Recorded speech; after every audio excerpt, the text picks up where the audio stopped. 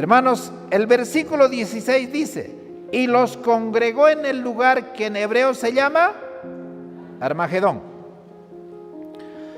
El enemigo sabe que los días están contadas para Satanás. Y el enemigo sabe también que esta es la última oportunidad que él va a tener para poder hacer daño a los hijos de Dios. El mundo se está preparando, con todos los gobiernos de la tierra, con todos los presidentes, con todo el conocimiento científico, con toda la tecnología, con todas las huestes del mal. Él sabe que está preparando una batalla final.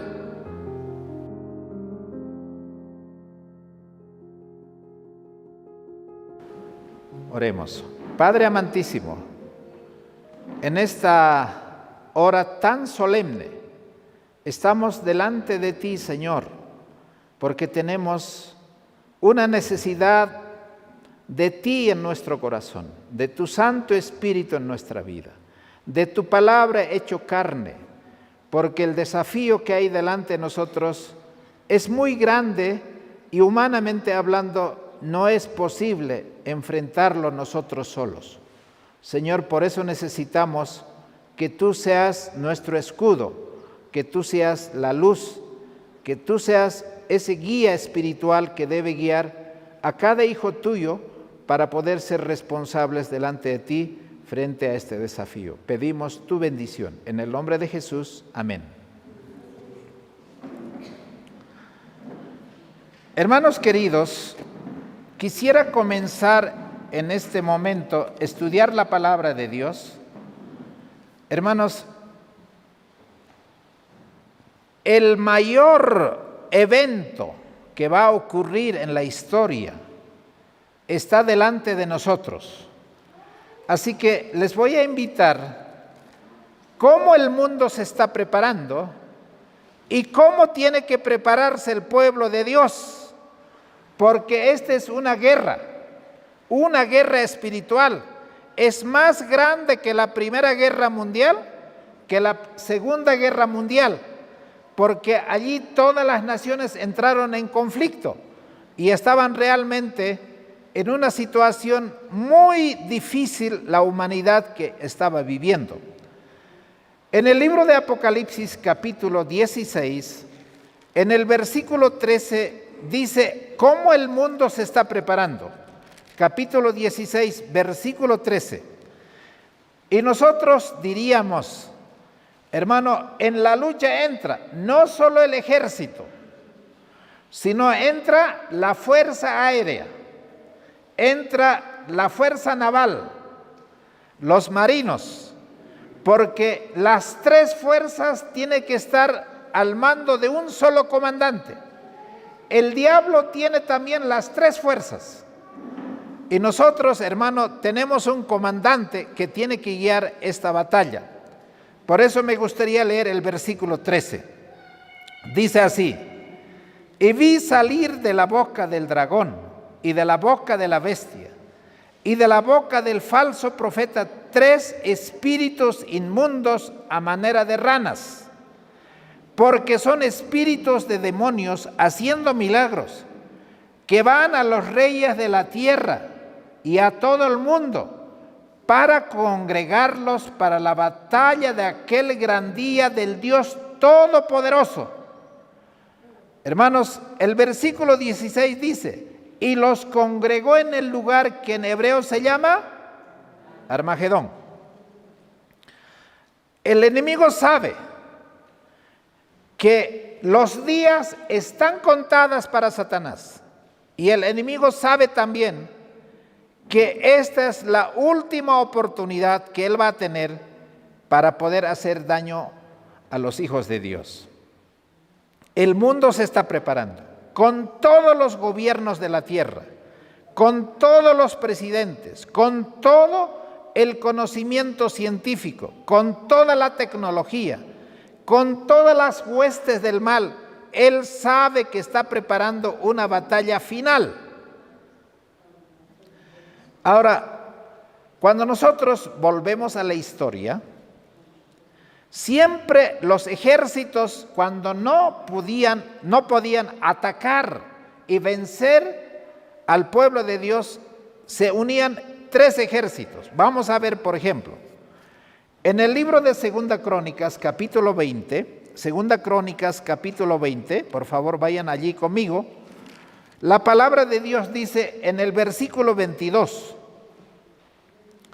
Aquí vamos a ver cómo Josafat comienza a ganar una victoria contra tres poderes del mal, cantando con un coro, creyendo en el profeta de Jehová, dice el versículo 22. Y cuando comenzaron a cantar y alabar, ¿cuáles son las armas que Dios va a utilizar en el conflicto final? Hermanos, cantar y alabar el nombre de Jehová, porque el ejército enemigo también tiene sus propios dioses a quien alabar, a quien cantar, porque es cuestión de adoración. Entonces, cuando ellos comenzaron a cantar la palabra de Dios, el poder de Jesucristo, el poder del Jehová de los ejércitos, entonces Dios puso emboscada contra los hijos de Amón, de Moab y del monte de Seir. ¿Cuántos ejércitos, hermanos? ¿Cuántos ejércitos? Sí. ¿Cuántas fuerzas había allí? Tres. ¿Cuáles son? Moab, Amón y el monte de Seir. En el libro de Apocalipsis capítulo 16, versículo 13, encontramos también Satanás que tiene tres poderes para poder vencer al pueblo de Dios. Pero muchas veces se presenta con un solo poder, y ese va a ser el estudio de esta mañana. En el libro de Segunda Reyes, capítulo 6, allí vemos, hermanos, que el rey de Siria tenía guerra contra Israel. Ahora, muchas veces era atacado el pueblo de Israel o muchas veces era atacado el pueblo de Judá. En este caso, hay una guerra. Ahora, ¿cómo deben ser las estrategias? En una guerra entre dos naciones, entre dos poderes, hermanos, hay un comandante, hay la logística, hay una inteligencia que hace estrategias para poder hacer frente. ¿Cómo se va a vencer esta batalla? Ahora, yo quisiera preguntarles a ustedes, hermanos, así como Satanás, si el Señor quiere esta tarde vamos a estudiar cómo la Agenda 2030 Satanás está preparando para poder unir todas las fuerzas del mal, humanamente hablando, en esta tierra, con la Agenda 2030. Acaba de sacar una encíclica, vamos a decir, de suplemento, como el segundo Laudato Si. Está preparando todas las fuerzas del mal Satanás para hacer la última gran batalla. Ahora yo les pregunto, ¿ustedes creen que los ángeles poderosos, hermanos, ustedes creen que nuestro Señor Jesucristo, ustedes creen que el Padre Celestial no sabe de todas estas cosas que va a suceder? ¿Está revelado en la palabra de Dios o no? Ahora, nosotros sabemos con anticipación qué es lo que va a pasar y al estudiar la palabra de Dios nos vamos a dar cuenta cómo es este asunto, cómo se va a vencer. Muy bien. Aquí en el versículo Segunda Reyes capítulo 6, versículo 8 dice: tenía el rey de Siria guerra contra Israel y consultando a sus siervos dijo: en tal lugar y en tal lugar estará mi campamento. Bueno, ¿por dónde atacamos? Dice Satanás, por allá vamos. Y otros demonios dicen, por allá vamos. Y la Agenda 2030, que después esta tarde les vamos a presentar, ellos tienen estrategia cómo van a atacar en cuanto a la educación. El mundo se está preparando para que toda la educación del mundo sirva para esa batalla. Están controlando la alimentación del mundo, están controlando la salud del mundo, están controlando las religiones del mundo, están controlando la economía del mundo. Hermanos, es una estrategia, pero a mí lo que me alegra y me llena de gozo es de que el Señor se lo sabe todo. Por más que Satanás y todos los poderes del mal y todas las agencias de este mundo, ya sea Naciones Unidas, ya sea la UNESCO, ya sea la OMS o cualquier otro poderes que son no gubernamentales, pero que funcionan para poder dar armonía en toda esta estrategia de la Agenda 2030. Ahora, los enemigos de Israel son astutos, son infatigables, ellos no van a desistir. Hemos visto que la agenda no viene solo de estos años, sino está planificado por Naciones Unidas, por el papado, desde antes ya. Ellos trabajan faltando no solamente 20, 30 años, sino más años anteriores, ya lo tienen planes. Ahora, todos sus planes, por más malvados y secretos, no son desconocidos para Dios. ¿El Señor se lo sabe o no? Ahora, ahí está nuestra fe y ahí está nuestra estrategia. Mira, vamos a ir al versículo 9. Segunda Reyes, capítulo 6, versículo 9.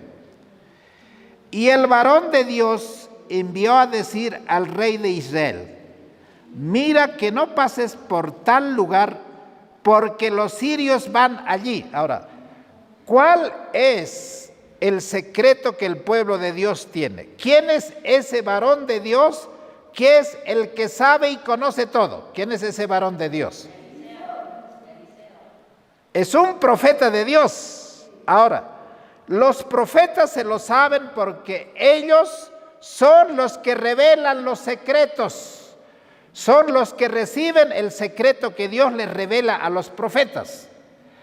Así que por más astutos y malvados que sean estos planes y secretos, nunca van a ser desconocidos para Dios. Ahora, no es de mucha ventaja que nosotros sepamos todo, porque el pueblo de Israel no sabía ese secreto. El rey de Israel, que en este caso era Joram, no se lo sabía por anticipado, sino cada día le revelaba qué va a pasar. Los profetas de Dios nos han dicho en Daniel 2 qué es lo que va a suceder. Pero los profetas nos dicen día a día qué es lo que va a pasar. ¿Estamos de acuerdo?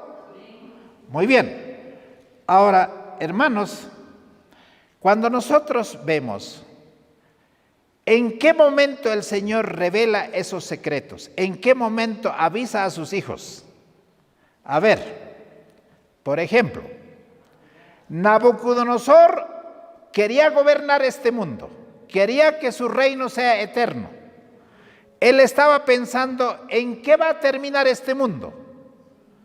Y entonces esa noche el Señor le dio un sueño. Y tras que ese señor soñó, quedó muy admirado del sueño que había tenido, espantado quedó. Pero el asunto es que se olvidó el sueño. ¿De quién venía el sueño? De Dios. El sueño venía de Dios. Ahora, él quería saber si alguien en su reino sabía el sueño que él había soñado. ¿Y a quiénes lo reunió? Astrólogos, encantadores, adivinos, los brujos, los chamanes, todos los científicos, todos los hombres preparados para la guerra, todos estaban convocados. Y Nabucodonosor les dijo: yo he tenido un sueño. Quiero que me lo revelen el sueño, qué es lo que he soñado. Ustedes saben todas esas cosas, han estudiado para eso. Aparentemente en la Agenda 2030 todos saben qué es lo que tienen que hacer y ya hemos visto la prueba. ¿Cómo ha sido en la pandemia? ¿Cómo han controlado la población, la salud? Están ahora queriendo controlar la religión, la economía. Pero a la hora de la verdad, el diablo nada sabe. ¿Sabe o no sabe? No. Frente a la sabiduría de Dios, no sabe nada. Entonces, ¿por qué tendríamos que tener miedo? Pregunto yo. ¿Tendríamos que tener miedo o no? No. A ver, ¿y por qué entonces nos queda miedo? Porque todo esto se está pintando color hormiga. Ahora, ¿qué vamos a hacer? Vamos a ir al libro de Daniel capítulo 2 y vamos a ver, por ejemplo, el versículo 29, dice así: el profeta de Dios que revela, que es el que revela los secretos de Dios. Y nosotros tenemos el espíritu de profecía. El espíritu de profecía es el espíritu de todos los profetas que está a través de su palabra a nuestra disposición. Y dice la palabra de Dios, el versículo 29. Estando tú, rey, en tu cama, subieron tus pensamientos por saber lo que había de suceder en lo porvenir. Y el que revela los misterios te mostró lo que ha de suceder. Y a mí me ha sido revelada este misterio, no porque en mí haya más sabiduría que en todos los vivientes, sino por aquellos que debían de hacer saber al rey la interpretación, y para que tú entiendas los pensamientos de tu corazón, y diría, para que tú sepas de que tus sabios, tus astrólogos, tus encantadores no saben nada. Pero yo te lo voy a revelar cuál es el sueño y cuál es su significado. No porque yo sea más inteligente, sino que Dios se ha complacido en revelar las cosas que van a suceder en el futuro. Ahora, volviendo, hermanos, a 2 Reyes, capítulo 6, ¿por qué el ejército de Israel nunca cayó en la trampa?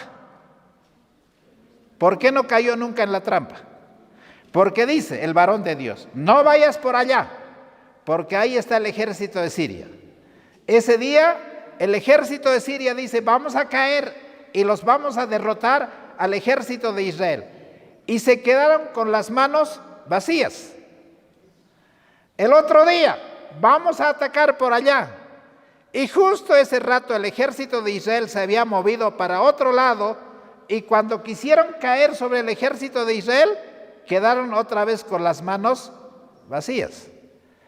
Y otro día planificaron estratégicamente y dicen, por aquí vamos a atacar.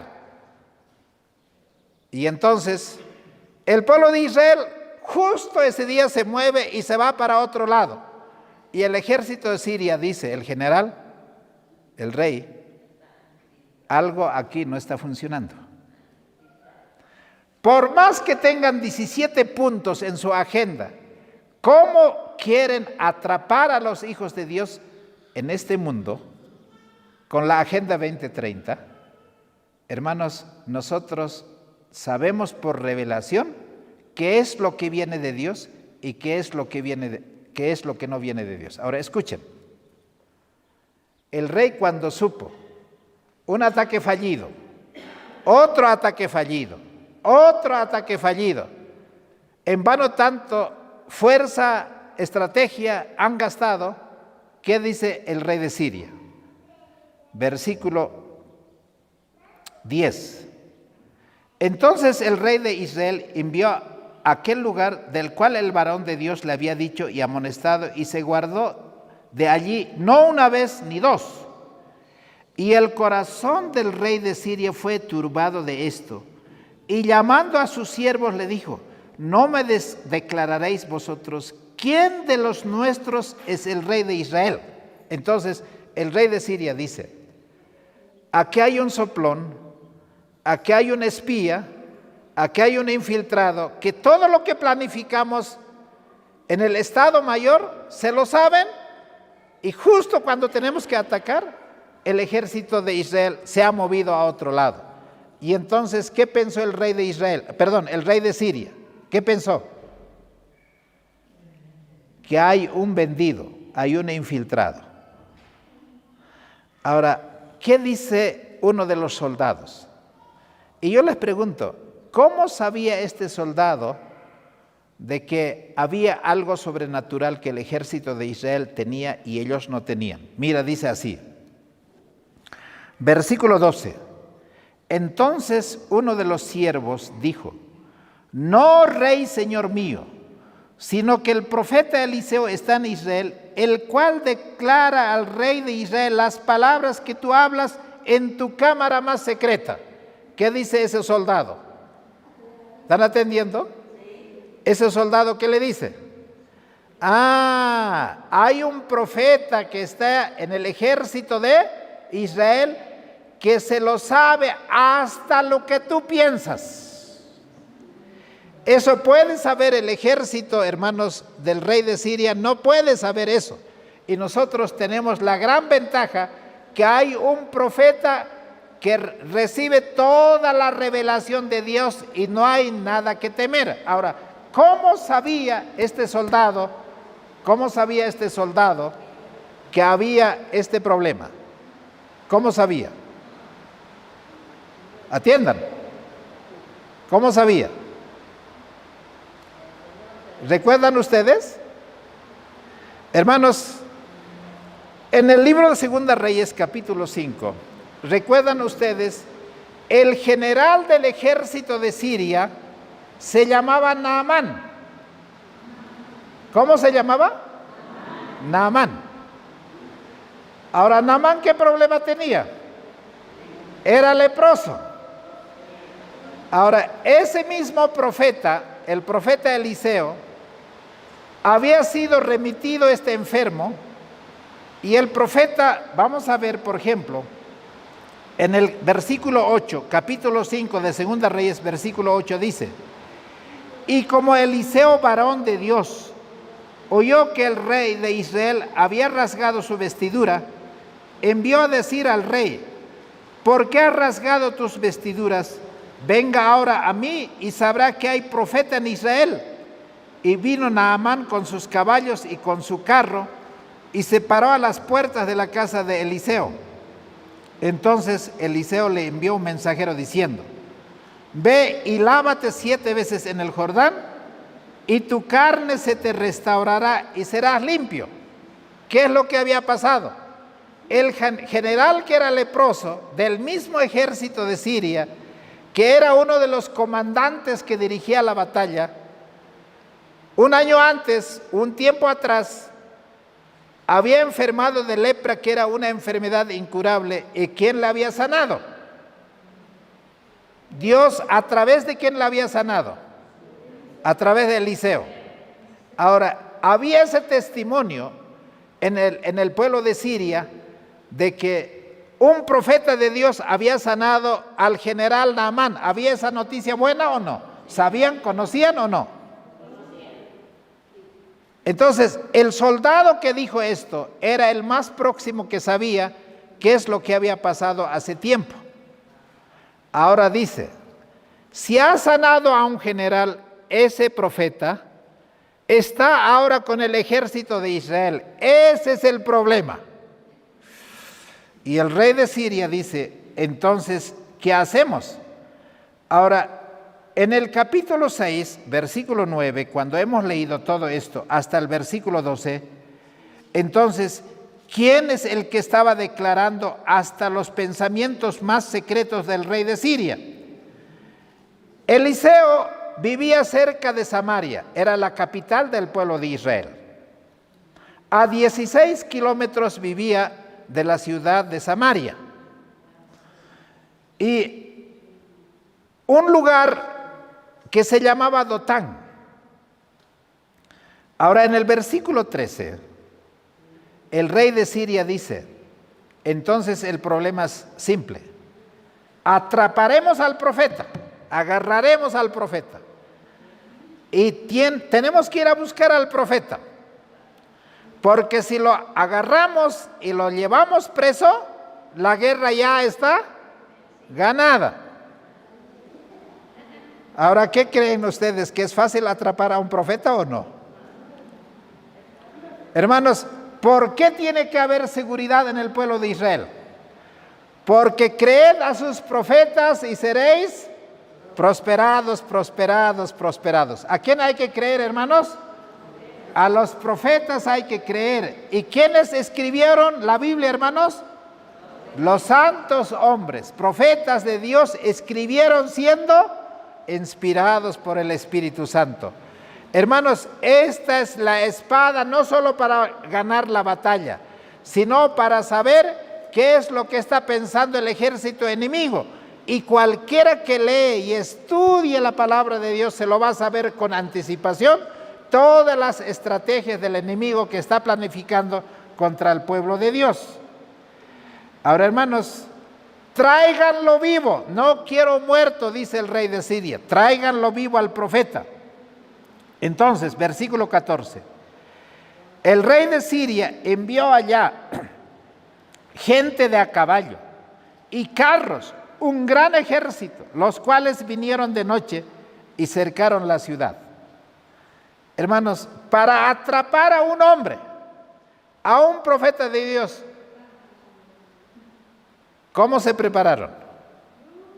Con caballos, con carros, con soldados, con todo el ejército para atrapar a un solo hombre y su siervo. Muy bien. Esa mañana el siervo se levanta temprano y cuando ve alrededor de la casa, ¿qué es lo que ve el siervo? El ejército, por aquí, por allá, caballos, soldados, soldados, soldados, todos del enemigo. Y yo le pregunto, a ver, hermanas, ¿qué están viendo ustedes? Siervos del profeta, ¿qué ven ustedes?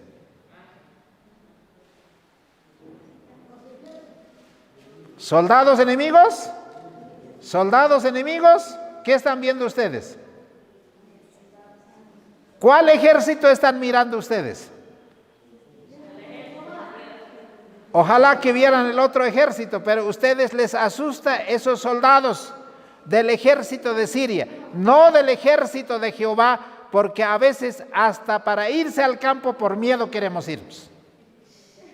Porque esos soldados del ejército de Siria nos han asustado.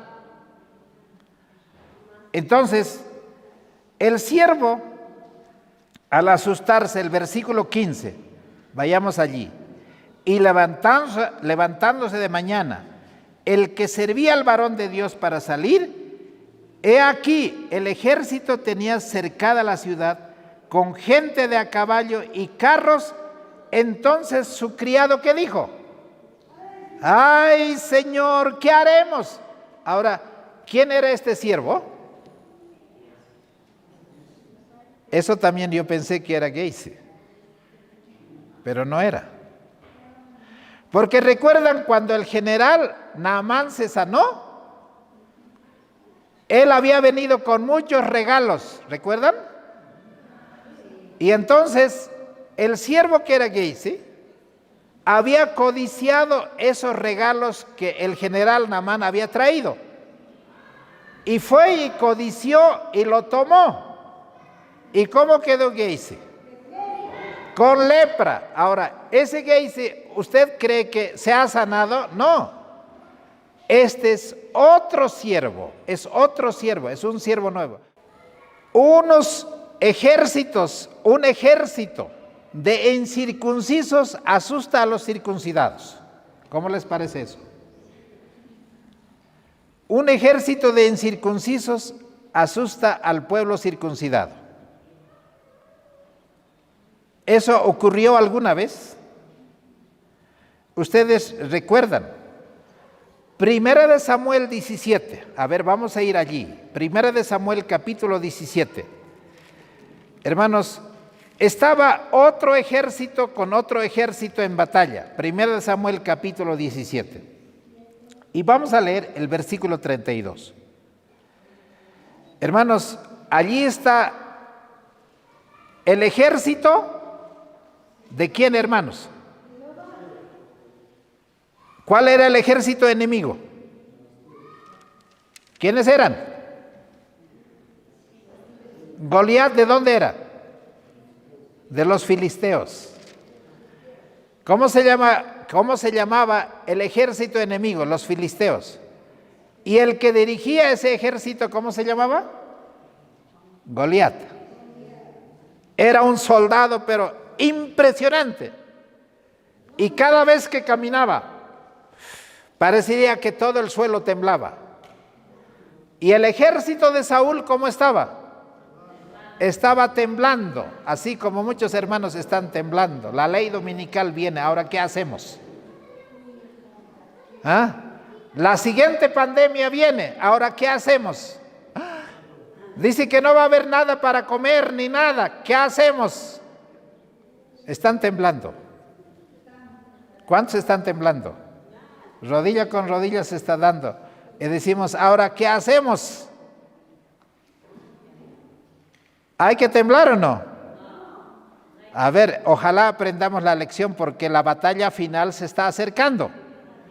Y entonces vamos a leer el capítulo 17, el versículo 32. Primera de Samuel, capítulo 17, versículo 32. Entonces, aparece un muchachito, un jovenzuelo, 15, 16 años. Y ese muchacho no tiene temor en su corazón, no hay miedo. Porque dice al hombre más guerrero del pueblo de Israel, ¿qué le dice el versículo 32? Dijo David a Saúl, no desmaye ninguna a causa de él, tu siervo va a ir a pelear con este filisteo. Hermanos, yo les pregunto, ¿cuál era el secreto de David para no tener miedo? ¿Cuál era el secreto? Si usted no tiene ese secreto, va a seguir temblando como gelatina. Pero si nosotros conocemos ese secreto de David, hermanos, dice así. Versículo 34. Y David respondió a Saúl, tu siervo era pastor de las ovejas de su padre. Y cuando venía un león o un oso y tomaba algún cordero del rebaño, yo salía tras él, lo hería y lo libraba de su boca. Y se levantaba contra mí, y yo lo tomaba por la quijada y lo hería y lo mataba. Ahora, ¿quién es el león? En la profecía, ¿quién es el león? Babilonia. ¿Y qué representa Babilonia? ¿Y quién era el oso? Medo-Persia. Ahora, David sabía pelear con esos ejércitos, no solo que sabía vencer, si esos animales se levantaban contra él, ¿qué es lo que rompía? ¿La cola, la pata? ¿O qué es lo que rompía? De la quijada lo agarraba, partido en dos.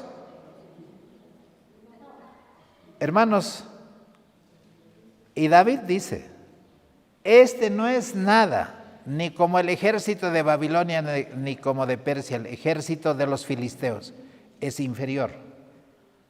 Y yo lo voy a vencer, porque Jehová está conmigo. Y yo no estoy solo, porque este insolente ha faltado respeto a Jehová de los ejércitos. Y yo soy parte del soldado de Jehová de los ejércitos. Esto en vano está queriendo pelear. Pero ¿qué dice el líder, el jefe? A David le dice, no, tú no vas a poder, eres un muchacho, eres un muchacho, un mozalbete, no vas a poder. Yo con tantas experiencias de años no he podido y nos asusta este enemigo, pero David dice, déjamelo eso a mí. ¿Qué es lo que no tenía David, hermanos? Miedo. ¿Y qué es lo que nosotros tenemos, hermano? Miedo. Y lo que no debe haber en nosotros es temor, no debe haber miedo. Ahora, no solamente quisiera leer eso. ¿Cómo va a estar el mundo antes que esta conflagración, este conflicto, hermanos, se desate? A ver, vamos a ir al libro de Lucas capítulo 21. Mira, ¿sabe cómo va a estar el corazón de la gente en medio de esta batalla que se está armando? El libro de Lucas capítulo 21, versículo 26, dice así la palabra de Dios. Desfalleciendo los hombres a causa del temor y la expectación de las cosas que vendrán sobre la tierra, porque las potencias de los cielos serán conmovidas. ¿Cómo va a estar el corazón de la gente en esta batalla final para la cual Satanás se está preparando? ¿Cómo va a ser? Hermanos, van a desfallecer los hombres a causa del temor de todas las cosas que van a venir. El mundo está preparado para eso. Los ejércitos del enemigo se están preparando. Pero nosotros también tenemos que prepararnos como el ejército de Jehová, así como David aprendió el día a día cómo pelear con esos pequeños problemas como los zorros, como los leones, como los osos, porque las experiencias del día a día nos van a preparar para hacer frente a esta batalla. Hermanos, hay palabra de Jehová. Y esa palabra de Jehová debe ser para nosotros como un anticipo, como un cheque, como un poder, como una garantía de que el Señor no nos va a dejar solo. Por ejemplo, me gustaría leer el libro de Isaías 43, que es uno de mis versículos más preferidos. Hermanos, 1 al 3 dice: ahora así dice Jehová, creador tuyo, oh Jacob, y formador tuyo, oh Israel, no temas porque yo te redimí, te puse nombre, mío eres tú. ¿Qué está escrito en nuestra frente? ¿Qué está escrito en nuestra frente? ¿Qué está sellado en los hijos de Dios para la batalla final?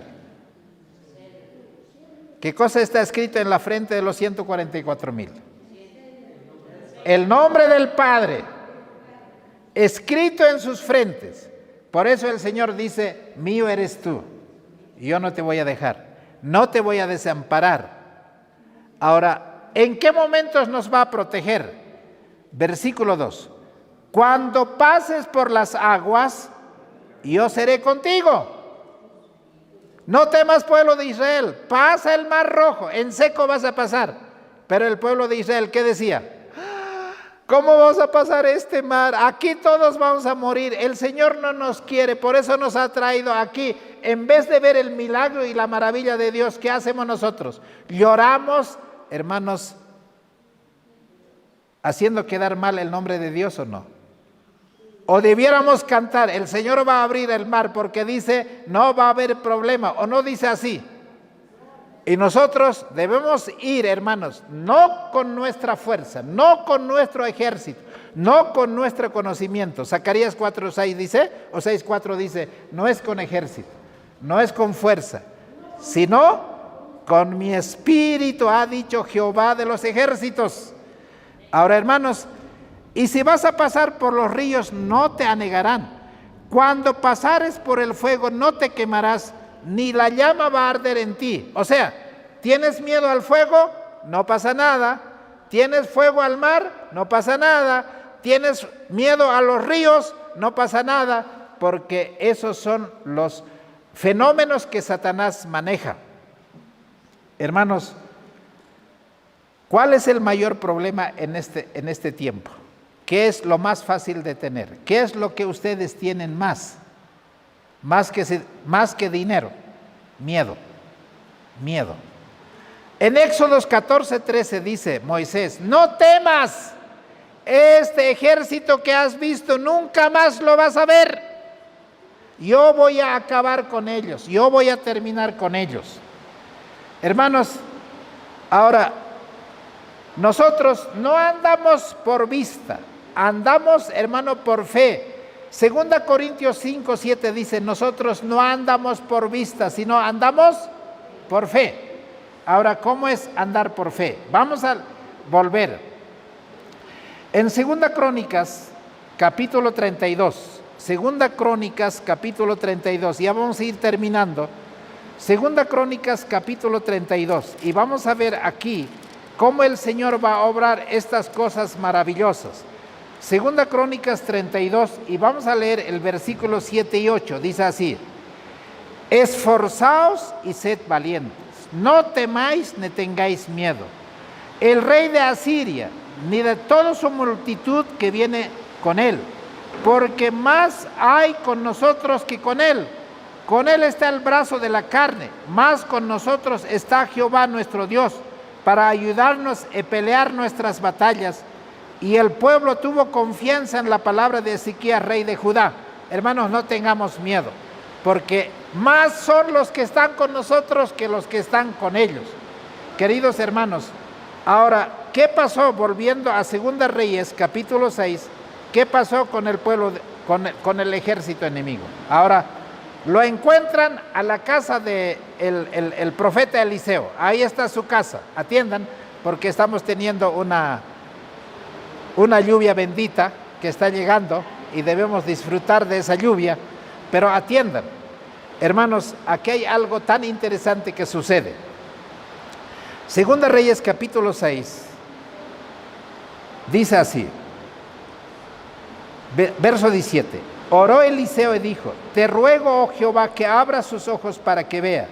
Entonces Jehová abrió los ojos del criado y miró, y aquí que el monte estaba lleno de ¿qué, hermanos? De gente de a caballo y de carros de fuego alrededor de Eliseo. Hermanos, tu casa está protegida, tu vida está protegida, mi vida está protegida, mis hijos están protegidos, todo está protegido. No está protegido por seguros, no está protegido por soldados humanos, pero el ángel de Jehová acampa alrededor de los que temen y los defiende. Y esa es nuestra garantía. ¿Cuántos decimos amén? Ese es el Dios a quien servimos. Hermano, hay que pelear la batalla nosotros, o Jehová va a pelear con nosotros o por nosotros. Él va a pelear por nosotros.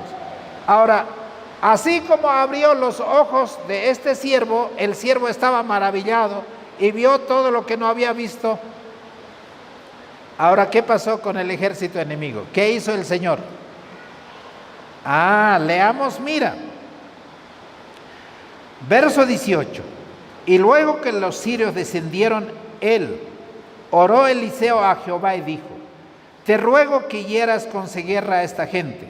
Y los hirió con ceguera, conforme a la palabra de Jehová. Después le dijo Eliseo: este no es el camino, ni esta la ciudad. Vayan conmigo. Ahora, todo el ejército, ¿cómo quedó, hermanos? Ciegos. Ahora, el ejército quedó ciego. Ahora, ¿en qué momento ustedes recuerdan que alguna vez toda una ciudad quedó ciega? ¿Cuándo fue? ¿Cuándo fue, hermanos? ¿Recuerdan de Sodoma y Gomorra o no? Querían invadir la casa de Lot.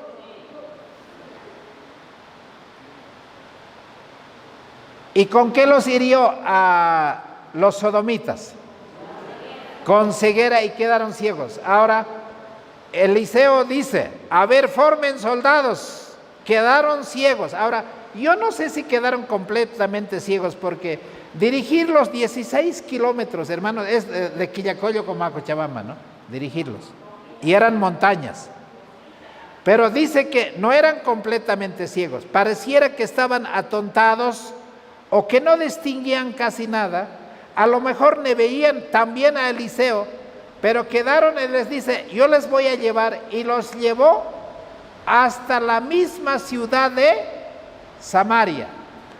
Quedaron en medio de la ciudad de Samaria. Ahora, ¿qué pasó allí, hermanos? Fueron llevados a Samaria, no para ser ejecutados. Ahora, el rey de Israel está viendo que un hombre solo, un profeta con su siervo, está viniendo trayendo todo el ejército. Ahora, hermanos, yo, ¿qué es lo que estoy viendo? Hay un hombre, un solo hombre que se ha consagrado al mensaje de la verdad presente, que está haciendo maravillas. Este pastor evangélico, que ha recibido la vista, tiene el espíritu de Jehová, tiene el espíritu de profecía.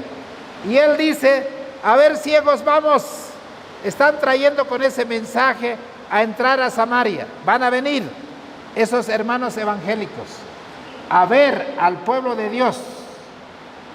Ahora, cuando ya estén en medio de Samaria, cuando visiten a los hermanos adventistas, el Señor los va a abrir los ojos.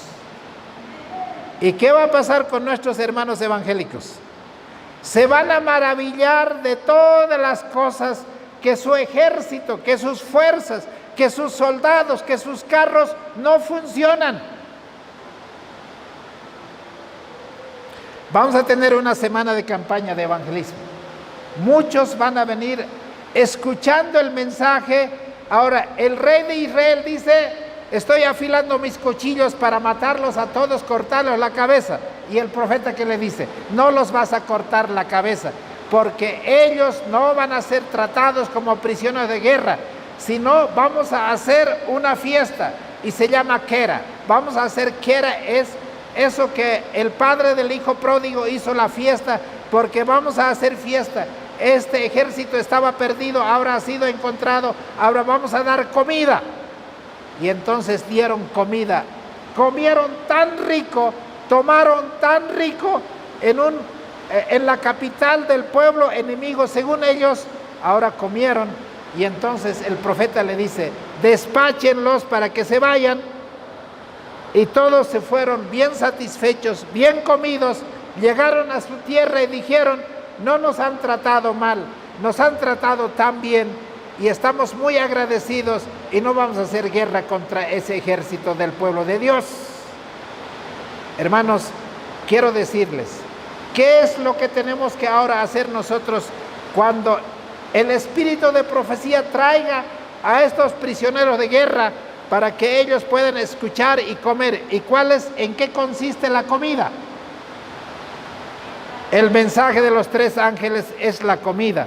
Ustedes recuerdan, y quiero terminar con el libro de Apocalipsis capítulo 10. Hermanos, Apocalipsis capítulo 10 dice así, el versículo 9.